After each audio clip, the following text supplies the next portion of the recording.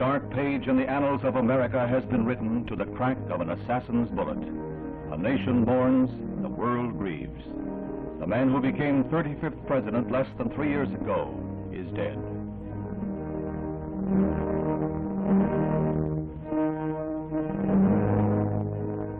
He led his country boldly through the treacherous shoals of Cold War crises. His firm commitments to support the cause of democracy throughout the world won him a claim almost unprecedented in the history of the presidency.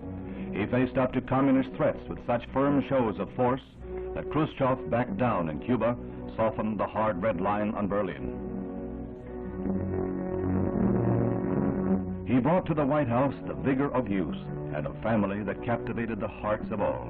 No possible shadow loomed over this last group picture of his family, John and Jacqueline, John and Caroline. Death has closed the cover in album portraits like this.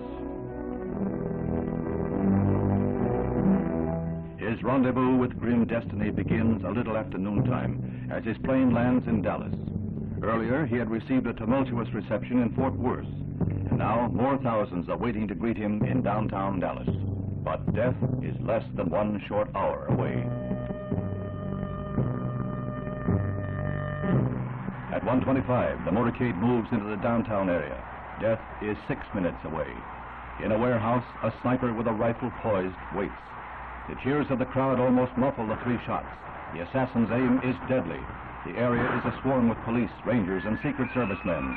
The murderer slips the net, but a few blocks away, a man is captured after he is reported to have killed a policeman. That man is a 24-year-old pro-Castro Texan who once sought Soviet citizenship. He is charged with murder. Meanwhile, the president had been rushed to a nearby hospital where life lingered as a waiting world prayed. A half hour later, he was dead, his life crushed like his wife's abandoned bouquet.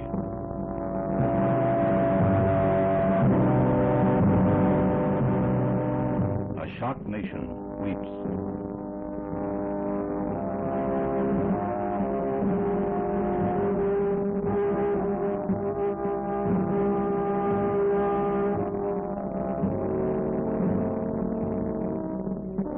Across the country, around the world, disbelief was the first reaction. Then a great outpouring of grief, shock, and revulsion. A proud banner is lowered. The empty White House is a symbol of this infamous mockery of American ideals of peace and freedom. Peoples of all faiths unite in prayer for the first Catholic to become president. The United Nations General Assembly joins in a minute of silent tribute to the man who fought so hard and valiantly for the ideals of this international body. The Iron Curtain was dissolved in the sincerity of their sorrow.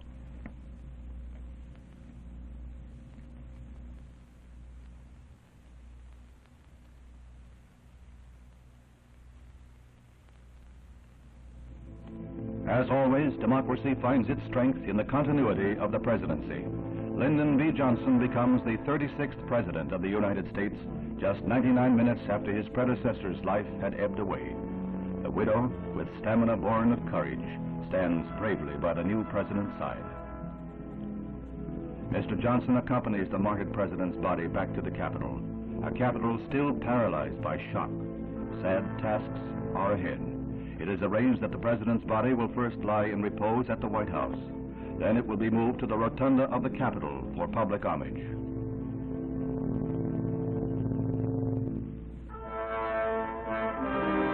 The president's body is met by a cordon of servicemen. They represent all the armed forces in honoring their commander-in-chief.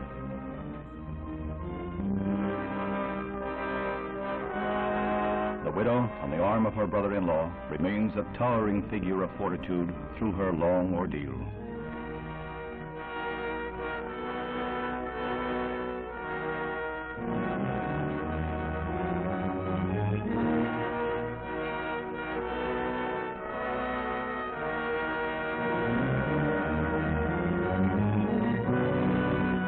Steadfast in death as in life, she accompanies her beloved on his lonely ride.